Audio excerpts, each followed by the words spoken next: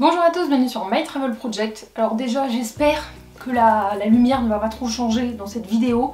Je peux filmer que maintenant et il y a des nuages qui passent leur temps à passer et à se barrer. Donc désolée si la lumière change. Voilà. Donc après la vidéo de la semaine dernière qui était mon guide complet sur l'ascension du Kilimandjaro, cette semaine c'est la vidéo explicative de mon safari en Tanzanie. Je ne peux pas dire que c'est un guide complet étant donné que j'ai fait 3 parcs nationaux en Tanzanie qui sont tous dans le nord de la Tanzanie, presque à la frontière avec le Kenya, et qu'il y en a plein d'autres aussi dans le sud et que je les connais pas. Donc c'est pas un guide complet, mais c'est mon guide si tu veux faire un safari dans les parcs du nord de la Tanzanie. Donc j'espère que cette vidéo va t'aider à mieux comprendre comment se déroule un safari en Tanzanie. Je vais te parler des différents parcs que j'ai visités, du budget, mes conseils, enfin bref, tu connais un peu le style de vidéo maintenant, donc on va commencer tout de suite. Donc tout d'abord je vais te parler des parcs à visiter et surtout quel parc choisir. Donc dans mon cas, vu que juste avant mon safari j'étais au Kilimandjaro, forcément le plus simple c'était quand même de pouvoir visiter des parcs qui étaient situés pas très loin on va dire. Donc vu que j'allais être dans la région de Moshi, vu que c'est la ville la plus proche du Kilimandjaro, l'idée était quand même de voir quels étaient les parcs à relative proximité de la ville de Moshi et voir lesquels faire tout simplement. Et il se trouve, comme par hasard, que beaucoup d'agences de voyage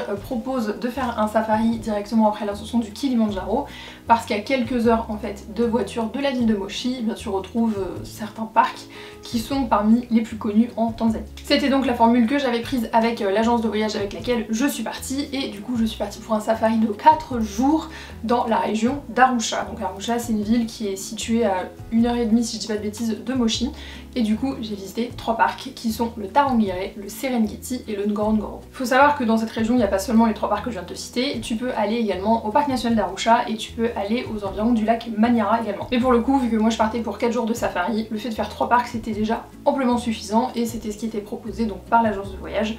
Si tu veux avoir un petit peu plus d'infos sur l'agence de voyage par laquelle je suis passée, pourquoi je l'ai choisie et tout ça, je te renvoie à ma vidéo de la semaine dernière qui t'expliquera le pourquoi du comment. Donc le premier parc qu'on a fait pendant ce safari, c'est le parc du Tarangire. Donc pour ce premier parc, on est parti directement de la ville de Moshi jusqu'au parc du Tarangire et la route était un petit peu longue. On a fait environ 3h20 de trajet, donc vraiment de l'hôtel dans lequel on était à Moshi jusqu'à l'entrée du parc national du Tarangire. En termes de paysage, faut savoir que le parc national du Tarangire, pour moi c'est pas le plus impressionnant quoi.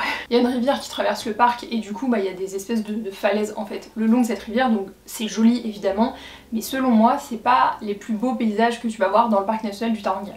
Et pour le coup, dans le parc national du Tarangire, donc Philbert, qui était notre chauffeur guide pour ces 4 jours de safari, nous avait dit qu'on verrait très certainement donc, des antilopes, des gazelles, des éléphants, mais que niveau lions et girafes, fallait peut-être pas trop s'attendre à en voir. Il nous avait dit à peu près 20% de chance. Et finalement on a quand même eu beaucoup de chance parce qu'au bout de, je pense peut-être 30 minutes, on a vu un nombre de lions, enfin pas de lions, de lionnes d'ailleurs, qui étaient en train de marcher quoi, entre les herbes et tout, et hyper près de la bagnole quoi. Vraiment c'était impressionnant.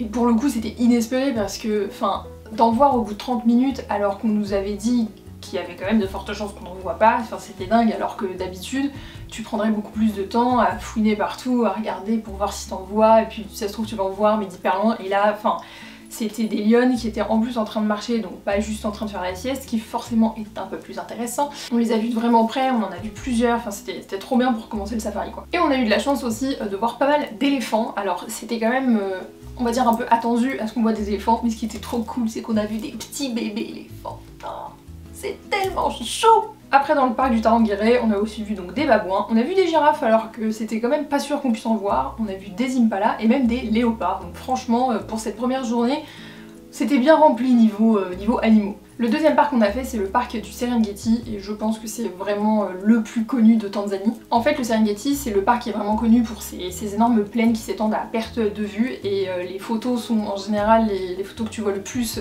pour te représenter la Tanzanie. Pour aller jusqu'au Serengeti il faut passer donc par la zone de conservation du Ngorongoro. La route est un peu longue, mais surtout la route est un peu cabossée, c'est à savoir avant de partir. Donc en tout, on a passé 1 journée et demie au Serengeti, parce qu'on a passé une partie du jour 2 et le matin du jour 3. Et même si on a vu les animaux, selon moi, on n'a pas vu autant qu'au Tarangire. Alors ça c'était vraiment l'impression que j'ai eue après les 2 jours de safari dans le Serengeti. En fait quand j'ai re-regardé mes photos et mes vidéos et que j'ai fait la liste des animaux qu'on a vus au Serengeti, je me suis dit on a vu quand même une petite diversité. En fait, je pense que ce qui m'a donné cette impression-là, c'est que au Serengeti, on a passé beaucoup plus de temps à chercher et à attendre. Donc tu peux passer parfois une demi-heure, une heure et demie dans la voiture à prendre les différents chemins du parc, à chercher. Donc en fait tu passes ton temps à regarder à gauche, à droite et tout ça pour voir si tu vois pas quelque chose. Et puis parfois tu vois rien, donc tu passes ton temps à chercher, à attendre. Et je pense comme on a beaucoup plus eu de ça au Serengeti qu'au Tarangire, c'est ça qui m'a donné cette impression. Mais finalement on a quand même vu pas mal d'animaux parce qu'on a vu donc des zèbres, on a vu des girafes, on a vu des gnous parce que le mois de février c'est la période de la grande migration des gnous. Après on a vu donc des antilopes, des impalas, des gazelles en tout genre. On a aussi vu quelques oiseaux mais honnêtement je me souviens plus de leur nom. Pour le reste des animaux on a pu encore voir des éléphants et des léopards, mais aussi un chacal, 2 timons, des pumbas et une hyène. Et enfin le troisième et dernier parc de ces 4 jours de safari c'était le Ngorongoro. Donc le Ngorongoro littéralement c'est un cratère qui, si j'ai bien lu sur internet, s'est en fait effondré sur lui-même il y a je ne sais plus combien d'années. Et c'est pour ça que ce cratère est vraiment impressionnant parce qu'il a un diamètre de 20 et quelques kilomètres, donc ça fait vraiment un truc énorme quoi. Et alors selon moi c'est l'un des parcs les plus impressionnants, mais on ne dit pas parc d'ailleurs, on dit zone de conservation parce que vu qu'il y a des personnes qui habitent dedans et qu'on ne traite pas les personnes comme des animaux, on appelle ça une zone de conservation. Mais en tout cas, sans parler des termes techniques, pour moi le Ngorongoro c'est l'un des endroits en Tanzanie, ou en tout cas dans cette région de Tanzanie, vu que je ne connais pas non plus le reste du pays, qui est vraiment l'un des plus impressionnants. En fait t'es vraiment au cœur d'un cratère et tu le vois quand t'es à l'intérieur, tu le vois même dans la descente nécessairement quand tu descends dans le cratère avec la voiture. Et pour le coup le Ngorongoro c'était notre visite pour le dernier jour de safari, et là Philbert il nous a dit on a un objectif, c'est de voir le rhinocéros blanc. Comme il y en avait quelques-uns dans le cratère du Ngorongoro et que on a quand même eu de la chance sur les 3 jours d'avant, on a vu beaucoup d'animaux différents, là Philbert il nous a dit les gars, on se fait le rhino. Enfin on essaye de le voir quoi. Et on était bien contents parce qu'on a pu en voir. Par contre, on n'a pas eu autant de chance que le premier jour au Tarangire où on a vu les lions d'hyper près. Là pour le coup, le rhinocéros blanc il était assez loin, mais même à l'œil nu, on voyait que c'était un rhinocéros blanc et c'est sûr que ça aurait été nécessairement bien plus impressionnant de le voir de plus près, mais c'était déjà très cool de pouvoir l'apercevoir. Donc en termes d'animaux au Ngorongoro pour le dernier jour de notre safari, on a vu donc des rhinocéros blancs, on a vu 2 au total. On a aussi vu des hippopotames, pour le coup on a vu des lions, alors ils étaient pas les plus actifs. Mais apparemment c'est vraiment rare de voir des lions par rapport à des lionnes, donc c'était cool d'en voir. On a vu une flopée de babouins, on a vu un buffle qui s'est roulé dans la gadoue, là il était en train de vivre sa meilleure vie. Évidemment on a encore vu des oiseaux et à la fin on a vu des chacals, parce que non on ne dit pas des chacos. Quoi ? On dit des chacos? Donc voilà pour les 3 parcs que j'ai visités pendant mon safari en Tanzanie. Je dirais honnêtement que celui que j'ai préféré en termes d'animaux était le Tarangire parce que les animaux qu'on a vus, on les a quand même vus d'assez près. Donc je pense que c'était ce qui était le plus impressionnant pour moi.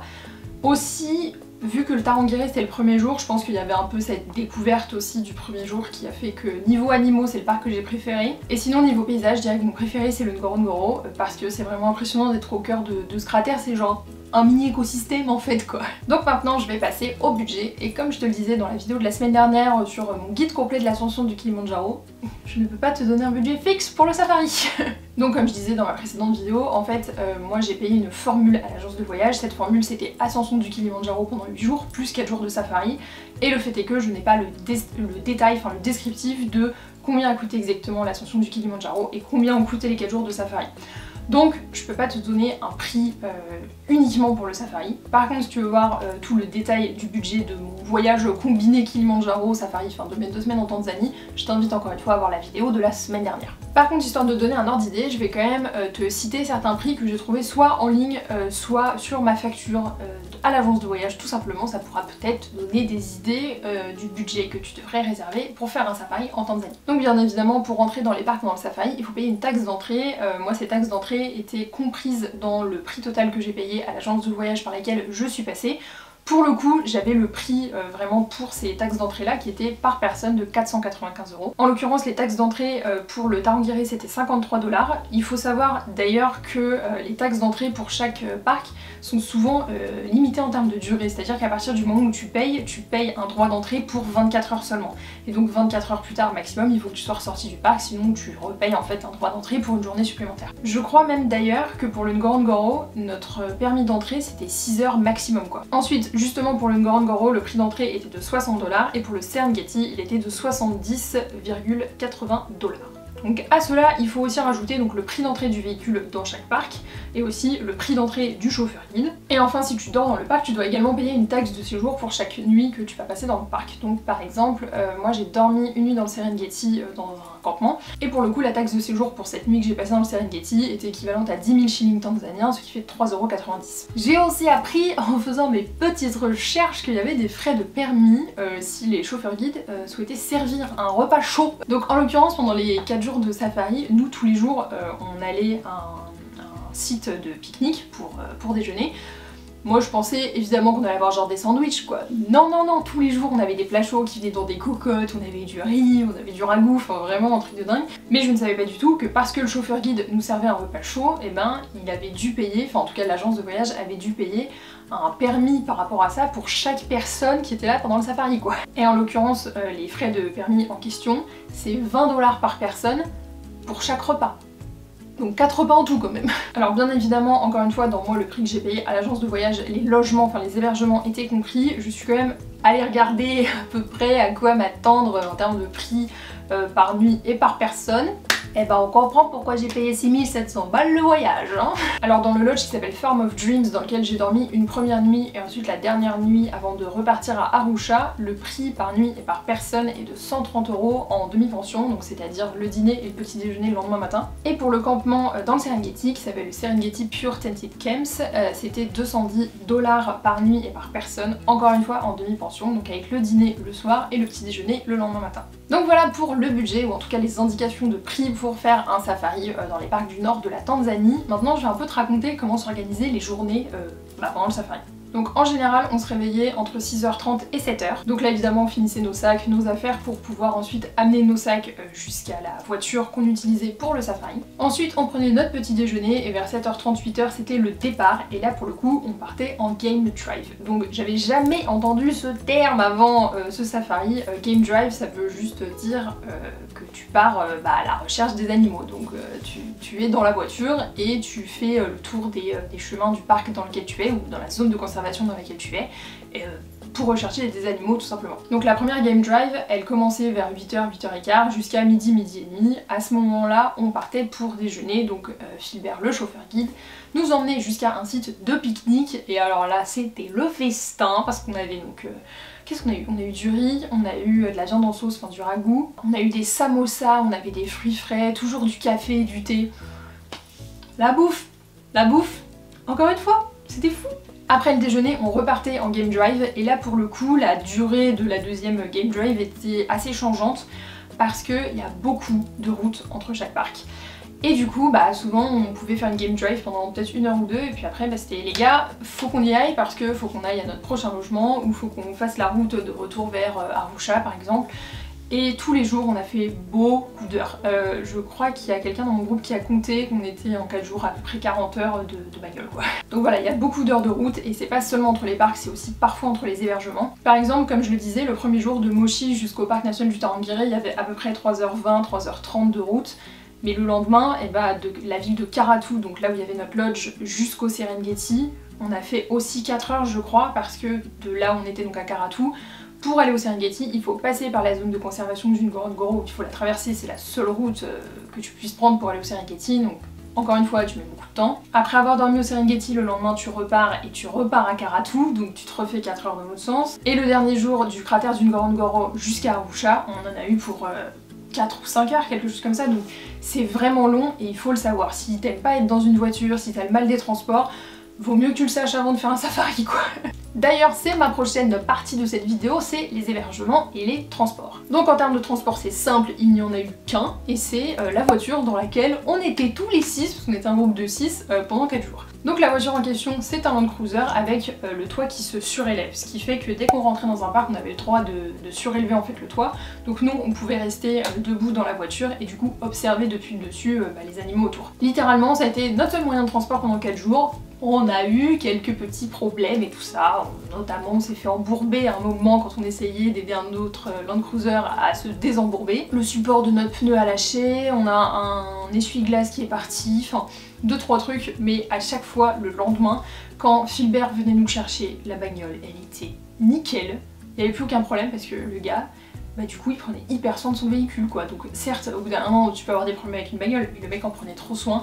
Et même quand on s'est embourbé avec la bagnole et que du coup tout l'extérieur était marron de gadou, le lendemain quand il est venu nous chercher, le truc était rutilant. Vraiment l'encadrement et comment il s'est occupé de nous, enfin on était comme des rois quoi, genre vraiment. Donc en termes d'hébergement pour le coup, notre premier hôtel c'était à Mochi, donc c'était l'hôtel dans lequel on a dormi en revenant de l'ascension du Kilimanjaro la veille de partir au safari. C'était un hôtel qui s'appelait Parkview Inn et qui était très bien, mais en fait enfin j'y ai pas passé trop de temps parce que c'était littéralement pour dormir et le lendemain repartir. Mais c'était propre, il y avait une piscine, ça c'était cool, et il y avait un restaurant avec, je vais pas dire un bar, mais il y avait une terrasse en extérieur, donc c'était très sympa. Le deuxième hébergement c'était donc dans la ville de Karatu, c'était le Farm of Dreams Lodge, et donc on a dormi 2 nuits dans cet hébergement, la première nuit de notre safari et la dernière nuit en fait de notre safari. Je m'attendais pas du tout à ce genre d'hébergement. En fait j'avais les noms des hébergements mais je les avais pas consultés en fait. En fait je savais vraiment pas où on allait. Et on est tombé dans un lodge, mais vraiment le truc, si c'est pas du 5 étoiles, je comprends pas quoi. En fait chaque chambre c'était un petit bungalow privé. La chambre était super grande, le lit était très confort. Il y avait une énorme salle de bain aussi, chaque bungalow avait sa petite terrasse slash mini jardin privé. Pareil, il y avait une grande piscine. J'avoue que ça après une journée de safari quand t'es plein de sable, de terre, de poussière et tout, la piscine était cool. Ça pour le coup c'était sympa. Vu qu'à chaque fois on était en demi-pension dans les hébergements, forcément on a testé à chaque fois donc les restaurants, les bars de ces hébergements là. Pareil, c'était un buffet le soir et la bouffe était trop bonne. Par contre je peux pas dire que la nourriture qu'on ait mangée dans ces hébergements soit typiquement tanzanienne, en tout cas ça avait pas l'air quoi. Mais le Farm of Dreams Lodge pour le coup était trop bien. Ensuite dans le Serengeti on a dormi dans un campement. Enfin, je dis ça parce que ça s'appelle comme ça, mais en fait c'est vraiment un campement de luxe dans le sens où ce sont des tentes qui sont pas posées à même le sol comme les tentes que j'ai pu connaître pendant l'ascension du Kilimanjaro. Là pour le coup c'est des tentes où t'as un sol, t'as un vrai lit, genre c'était un lit double de genre 1m80 de largeur dedans, enfin un truc de dingue, où t'as des chiottes, une douche, enfin c'est de la tente de luxe tu vois. Mais la particularité de ce camp c'est qu'il n'est pas fixe parce que si tu veux avoir un hébergement dans un parc national, il faut que tu puisses être en mesure de le monter, de le démonter assez facilement pour ne pas dénaturer la nature autour. C'était d'un confort absolu évidemment. Et ce qui est drôle c'est que techniquement bah tu peux avoir plein d'animaux autour parce que t'es dans le Serengeti quoi. Et alors moi j'ai rien entendu parce que j'ai dormi comme un bébé, mais le lendemain au petit déj il y en a qui ont dit qu'ils avaient entendu des grognements et tout ça, et on a demandé au guide et apparemment il y avait des lions et des hyènes dans le coin. Tout est normal quoi. Et le dernier hébergement c'était le Planet Lodge, donc c'était un hôtel dans lequel on a dormi notre dernière nuit à Arusha avant de reprendre l'avion le lendemain. Pareil c'était très bien, c'était vraiment comme le Parkview Inn, donc le premier hôtel à Mochi, c'était juste un hôtel, on arrive et on dîne et on dort quoi, donc c'était très bien, c'était propre, c'était très moderne aussi, donc voilà, je n'ai rien à dire de plus pour le coup.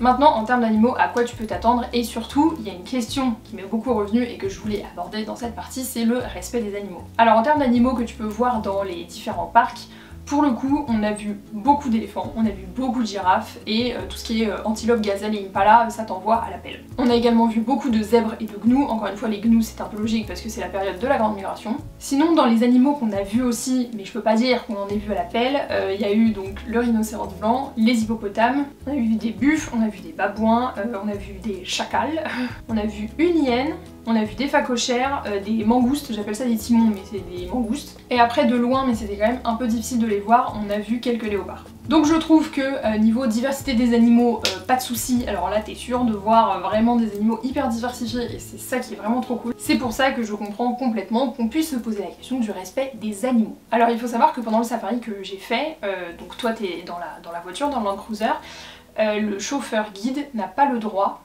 de sortir des sentiers qui sont tracés dans les parcs. Alors quand je dis des sentiers tracés, c'est pas des routes avec de l'asphalte, hein, qu'on se comprenne. Littéralement c'est juste de la terre et de la poussière par terre, mais tu vois que c'est un chemin qui est quand même tracé pour des voitures. Les voitures n'ont pas droit de sortir de ces sentiers. C'est une question de respect de la nature autour, des animaux, mais aussi une question de sécurité tout simplement. Pour la question du respect des animaux, ce sont des parcs nationaux, ce sont pas des zoos. C'est-à-dire que tu y vas pas et on te dit là c'est l'enclos des éléphants. C'est toi qui essaye de partir à la recherche des éléphants ou des girafes ou des antilopes ou des machins ou des trucs. Ce qui fait que quand tu pars en safari, tu n'es pas garanti de voir tous les animaux que je viens de te citer. Moi j'estime que j'ai eu beaucoup de chance. Aussi, il est formellement interdit de sortir de la voiture et de s'approcher des animaux ou de les nourrir, enfin tu vois le délire. Encore une fois, ce n'est pas une animalerie, ce n'est pas un zoo, c'est un parc national où les animaux sont chez eux et c'est toi qui viens chez eux, pour le coup. Je sais qu'il y a aussi une personne qui m'a demandé si les animaux étaient nourris, enfin s'ils étaient appâtés avec de la nourriture pour être plus proches des voitures. La personne m'a fait la comparaison avec les baleines dans le Saint-Laurent. Je pense qu'il y a aussi une différence de taille entre genre le Saint-Laurent et ces parcs-là, c'est-à-dire que ces parcs-là ils font la taille de la Corse quoi. Donc non, les animaux sont pas appâtés avec de la nourriture. Après, est-ce qu'il existe des agences peu scrupuleuses qui font ce genre de pratique? Peut-être.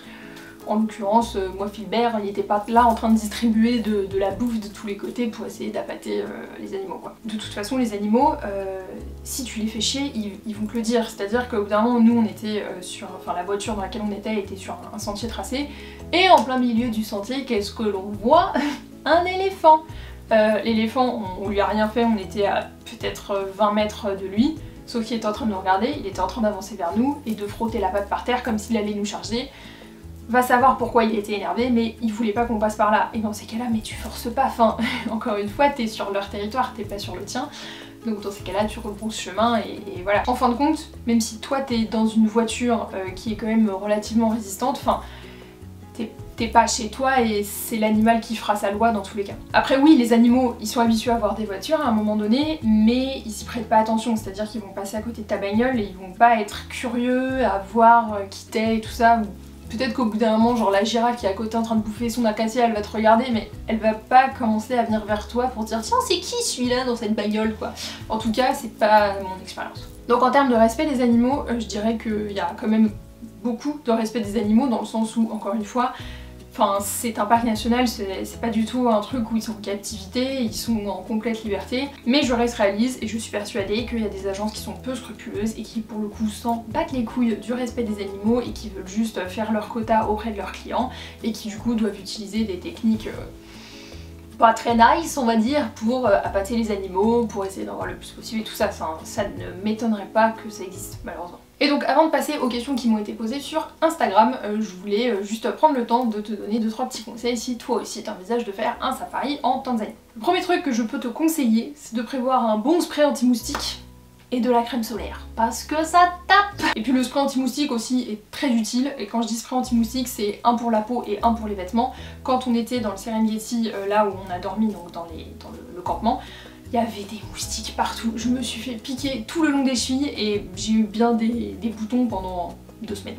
Donc je te conseille vraiment de prendre du spray anti-moustique, encore une fois un pour la peau, un pour les vêtements, et prends aussi une bonne crème solaire. Pour rappel, les voitures qui sont utilisées pour les safaris ont des toits qui se lèvent et dès que t'es dans le parc en général le toit il est tout le temps levé, donc t'es pas protégé du soleil avec le toit et du coup ça tape encore plus fort. Si possible, et je dis bien si possible parce que encore une fois je sais que c'est pas le cas pour tout le monde, c'est pas accessible pour tout le monde, essaye d'emporter un appareil photo avec un bon objectif. Encore une fois je dis ça, mais je sais que c'est de l'investissement et que c'est de l'argent et que tout le monde n'a pas nécessairement envie de mettre son argent dans un bon appareil avec un bon objectif.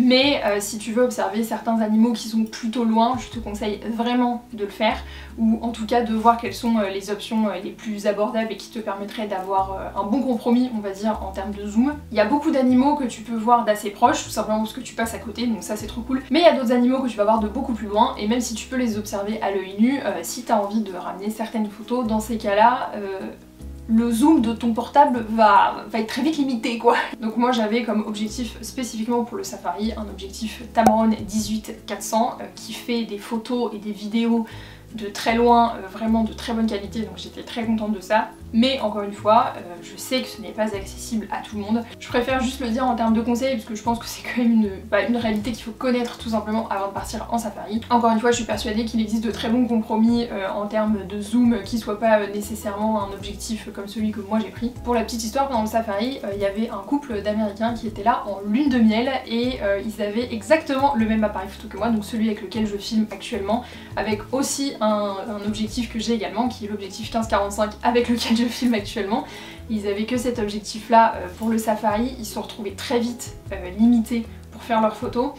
Et moi en fait j'avais aussi mon autre objectif, donc le 18-150, et je leur ai prêté pendant le safari. Et ils étaient quand même limités pour certains animaux, c'est sûr qu'ils pouvaient pas prendre des photos d'hyper près, mais au moins ça leur a permis de prendre des photos de beaucoup plus près et du coup bah, de quand même avoir des bons souvenirs quoi pour leur lune de miel. Et juste un 18-150 ça faisait déjà grave la différence pour eux, donc sans pour autant aller jusqu'à un objectif de 400, 500 ou 600 mm, essaye peut-être de voir les entrées de gamme plus dans les 150 mm par exemple. Mon troisième conseil ça serait de t'habiller avec des couleurs claires. Alors quand je dis couleurs claires c'est genre du beige, du blanc ou du kaki, enfin les couleurs de la nature, parce que apparemment, et ça je le savais pas, mais les couleurs beaucoup plus foncées, donc du noir, du bordeaux, du bleu marine, ça attire les mouches, dont les mouches tsetse qui déjà piquent et ça te démonte, et en plus pour certaines qui sont porteuses de la maladie du sommeil. Est-ce qu'on a envie de revenir de la Tanzanie avec des piqûres de moustiques et la maladie du sommeil?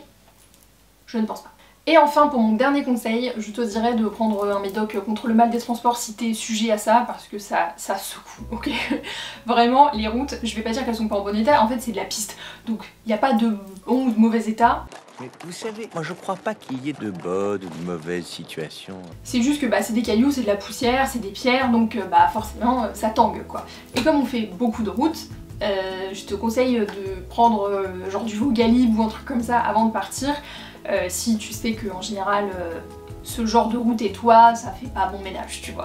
Et donc pour finir cette vidéo je vais passer aux questions que vous m'avez posées sur Instagram. Donc comme j'avais fait pour le Kilimanjaro, j'avais déjà fait en fait une fois aux questions sur Instagram, donc il y a beaucoup de questions auxquelles j'ai déjà répondu, donc je t'invite à aller voir mon highlight en fait sur mon profil Insta. Mais il y a quand même 3 questions qu'on m'a posées ensuite et je voulais y répondre. Donc première question, faut-il forcément y aller avec un bête d'appareil photo? Alors ça du coup j'y ai répondu. J'ai envie de te dire que non, genre un bête d'appareil photo, genre téléobjectif et tout ça, non je pense pas que ça soit nécessaire. Est-ce que selon moi il faut quand même y aller avec un appareil photo qui te permette quand même de faire un certain zoom? Oui, je pense que c'est le cas.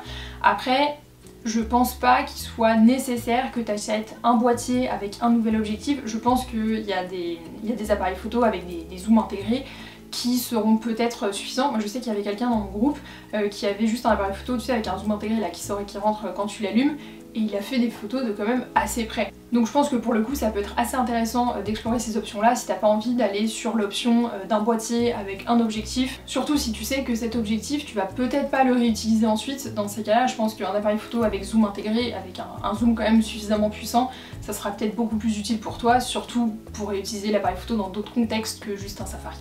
Alors j'ai eu une question sur le fait d'avoir peur du fait d'être à proximité des animaux. Alors je comprends parce que c'est vrai qu'il y a quand même pas mal d'animaux qu'on a vus d'assez près. Non, j'ai pas eu peur. En fait, il s'en fout. Enfin, l'animal en face de toi, oui, il passe à côté de la bagnole, mais il te regarde pas, il est pas en mode attaque. Et puis surtout, il faut se rappeler que t'es avec un chauffeur guide qui est formé là-dedans, qui est spécialisé là-dedans et qui du coup est apte à reconnaître quand tu peux te retrouver en situation dangereuse du fait du comportement de l'animal. Par exemple, quand on s'est retrouvé face à l'éléphant qui avait pas l'air très content, là Philbert il a compris direct, il a dit ok c'est bon, marche arrière, on se casse. Alors qu'à côté de ça, quand on était à côté des lionnes dans le parc national du Tarangire, en fait elles sont juste en train de marcher et elles ne prêtent pas attention à toi. Elles s'en battent les couilles. Donc je comprends cette question genre sur le fait d'avoir peur en étant à proximité des animaux. Alors j'ai pas eu peur parce que moi je m'en suis complètement remise à Philbert. J'étais en mode si Philbert il flippe pas ou si Philbert il dit qu'il y a pas de problème, c'est qu'il y a pas de problème, tu vois. Par contre, il y a quand même 2 moments où j'ai pas trop fait la maline. C'était l'éléphant qui avait pas l'air très content, mais bon, on est parti, on a fait marche arrière, et au bout d'un moment on s'est arrêté et il y avait des babouins de partout et on avait le toit ouvert et j'avais pas peur du babouin lui-même genre qui m'attaque.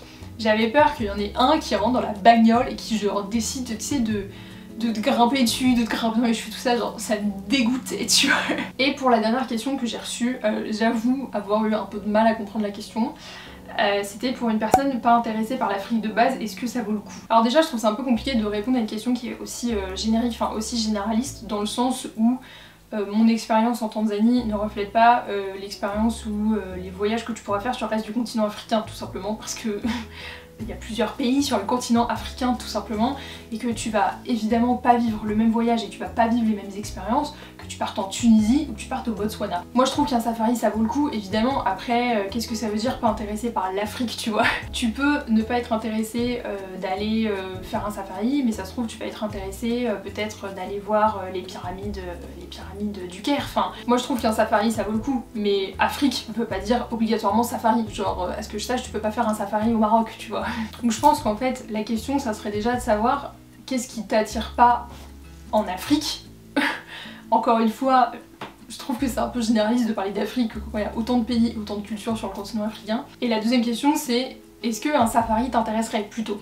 Ça c'est la vraie question. Donc voilà, c'est tout pour cette vidéo sur mon safari en Tanzanie. J'espère que ça t'aura plu, que ça aura pu t'apporter des informations importantes si toi aussi t'as envie de faire un safari en Tanzanie. Si bien sûr j'ai pas répondu à ta question, n'hésite pas à me les mettre dans les commentaires. N'hésite pas d'ailleurs à me dire si t'auras envie de faire un safari en Tanzanie. En tout cas, j'espère que ça t'aura plu et nous on se retrouve bientôt dans une prochaine vidéo. Ciao!